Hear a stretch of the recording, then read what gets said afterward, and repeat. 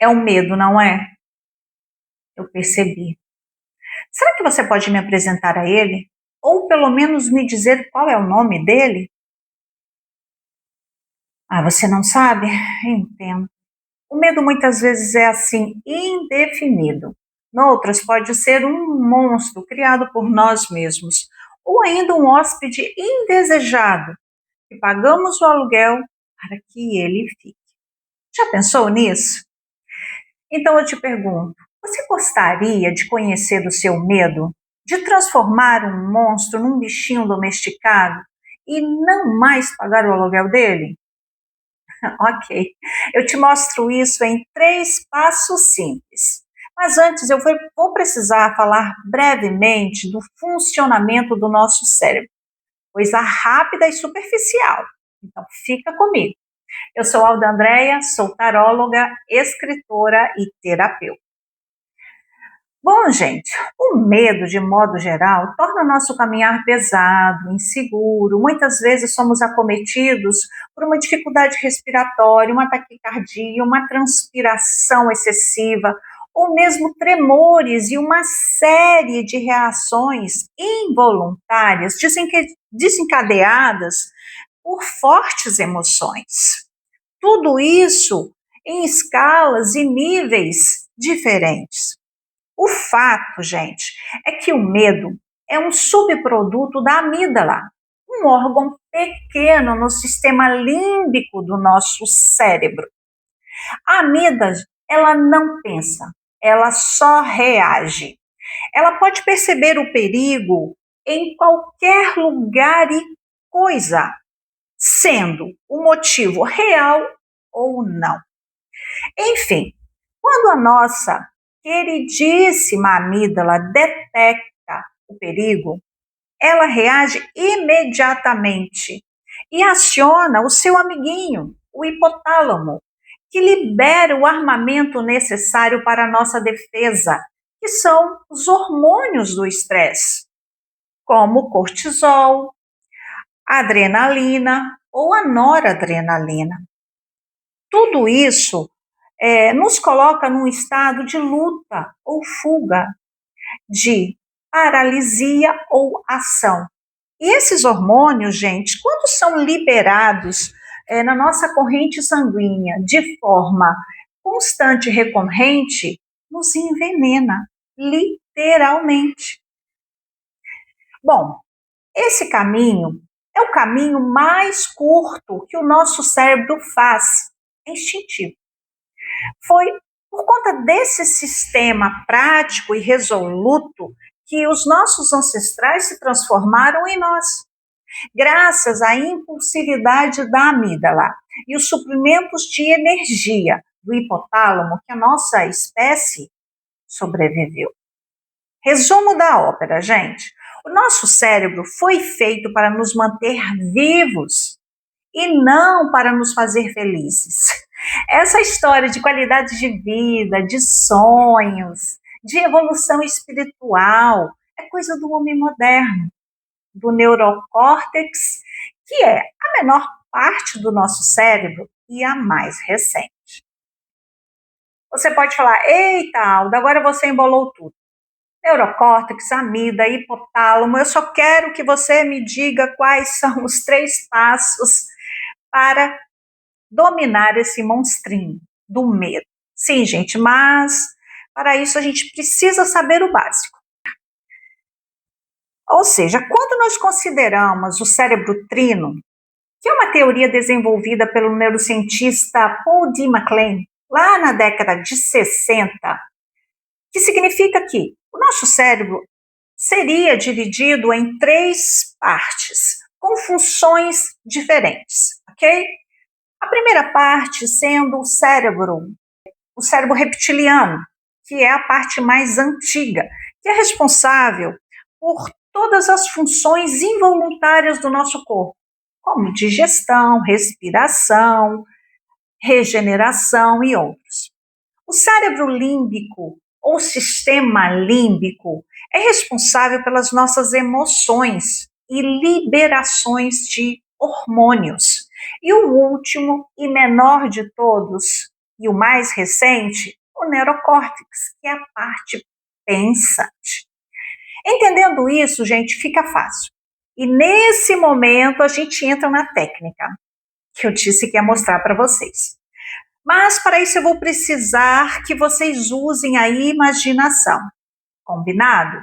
Eu vou pedir que vocês imaginem que, ao invés de um cérebro trino, que tenhamos três entidades na nossa cabeça.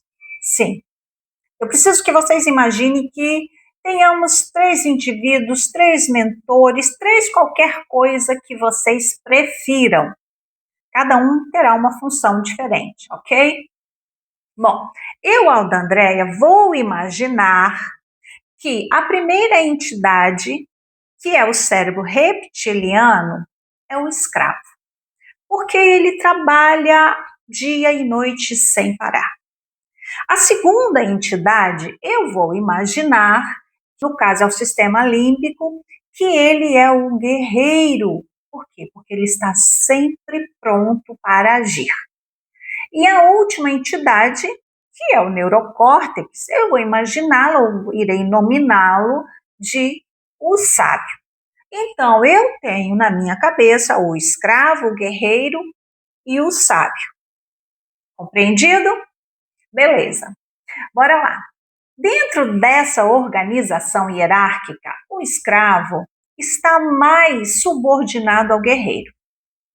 O guerreiro e o escravo, por sua vez, não têm acesso ao conhecimento do sábio, não diretamente. A função do escravo é manter tudo funcionando. Você não precisa mandar o seu coração bater, não é mesmo? Ele faz sozinho. E a função do guerreiro é proteger.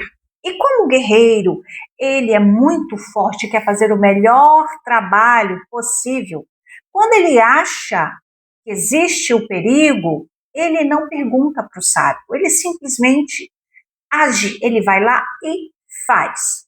Ele só depois ele para ouvir o conselho do sábio, e geralmente já é tarde.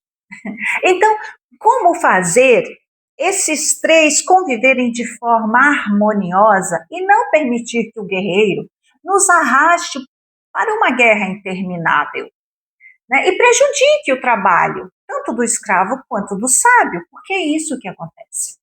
Quando nós estamos inundados de hormônios, pelos hormônios do estresse, todo o nosso corpo sente o estresse. O fígado, o coração, a pele, enfim, tudo. Beleza? Então, entendendo isso, nós vamos para o primeiro passo. É entender que o guerreiro não vai mudar. Não vai mudar e não vai embora. Ok? Então, o medo é um fato. É uma realidade. Ela não vai embora. A função do guerreiro é essa, é de defender. Ele não sabe fazer outra coisa. Ele só fica bem em território conhecido, na famosa zona de conforto, por mais que seja desconfortável, para ele não importa. A situação, o lugar ou a coisa, desde que seja conhecida e não te mate, é ali que ele vai ficar, para ele está ótimo. E ele fará de tudo para te manter no mesmo lugar. É uma luta difícil, mas é possível um acordo, gente. É possível um acordo. Então, o primeiro passo é conhecer o guerreiro e aceitar. Segundo passo é colocar o sábio para conversar com o guerreiro. Essa é a grande sacada. E perguntar de onde o medo em questão é proveniente. De onde vem o medo? É medo do quê? É medo da morte? É medo de um assalto? É medo de uma injustiça? É medo de uma traição? De um abandono? De uma doença? De uma divergência? De uma separação? Peça ao guerreiro para dar nome ao inimigo com quem ele está lutando. No ato em que você fizer isso, o estresse diminui automaticamente e ele permite que o sábio entre em cena. Depois disso, continue a conversa. Pergunte se esse medo é real, se justifica todas as emoções desencadeadas. E se for real, o que aconteceria? O que você poderia fazer para resolver ou auxiliar? Ao promover esse diálogo, os níveis de estresse, gente, diminuem automaticamente e o guerreiro libera uma parte do controle. Nesse momento é possível respirar mais profundamente e enxergar com mais clareza vias de escape e soluções mais inteligentes. Já o terceiro e último passo, gente, é promover pequenas ações guiadas pela orientação do sábio. Um passinho de cada vez para não assustar o guerreiro. Cada movimento na direção do medo, nominado, aceito, compreendido e ressignificado, manda a informação de que não existe perigo. O guerreiro relaxa. Só a título de ilustração, eu fiquei meses adiando uma conversa difícil com meu ex-sócio. Eu fugia, porque só de pensar eu sentia mal-estar, náuseas, taquicardia e uma série de desconforto. Essa fuga só retroalimentava o meu medo. Eu protelava mais e mais. Os nossos cérebros, eles querem um motivo ou vários para nos deixarem no mesmo lugar e assim economizar energia. É sempre sobre o caminho de menor esforço, gente. Mas o mais legal é que podemos mudar isso e mostrar para o guerreiro que podemos ganhar as batalhas sem entrar numa guerra. Muitas vezes, né? Que se prolonga por muito tempo. Então, gente, quando eu percebi que a zona de conforto que eu estava já estava se tornando insuportável, eu resolvi colocar o guerreiro para conversar com o sábio. E o sábio perguntou o nome do medo, e a resposta foi: briga, guerra, discussão. Eu estava com medo disso, gente. O sábio aceitou a possibilidade de uma briga, mas também não, poderia não acontecer, certo? E continuou o diálogo, questionando o que poderia acontecer se a briga se tornasse inevitável. Como deveria agir? Como poderia defender-se? Vários cenários foram levantados. E a conclusão foi que uma conversa respeitosa não pioraria a situação, de modo algum. Então foi decidido que somente o sábio iria para a conversa. O guerreiro ficaria de guarda. Acertado tudo isso lá fui eu. E eu confesso que não foi fácil. Ao estacionar o carro, o guerreiro, gente, tentou interferir. O coração acelerou, pensamentos intrusivos e divergentes começaram a surgir, e nessa hora eu pedi socorro ao sábio. Ele veio. E ele disse: vá, não pense, simplesmente vá. E eu parei de pensar e simplesmente agi. Ação mecânica, simples e pura. Bati na porta do escritório, entrei, iniciei a conversa e, 1 minuto depois, o guerreiro baixou a guarda e o sábio deu um show. Foi maravilhoso. Ai, foi maravilhoso. Resultado, alívio total. Aquela sensação gostosa de tirar um peso das costas, gente. E o melhor de tudo, eu sedimentei uma vitória. Eu consegui ensinar para o meu cérebro que ele é capaz de superar desafios, que o desconhecido e o novo não são sinônimos de ameaça, de perigo. Então, gente, resumindo os 3 passos. Primeiro, aceite o medo e acolha. Segundo, converse com ele como se fosse uma terceira pessoa. E não tenha medo de fazer perguntas. Faça todas as perguntas.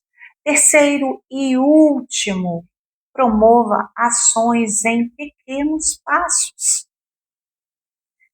Dito isso, eu deixo a dica. Quando vocês estiverem diante de uma situação de medo, tirem um tempinho para conversarem com as entidades na sua cabeça. Pode parecer loucura, mas funciona, gente. Funciona. Bom, é isso. Eu espero que vocês tenham gostado e que vocês tenham uma excelente conversa com as entidades na sua cabeça. Beijo! Se você gostou, deixa o seu like, compartilha e considere se inscrever no canal.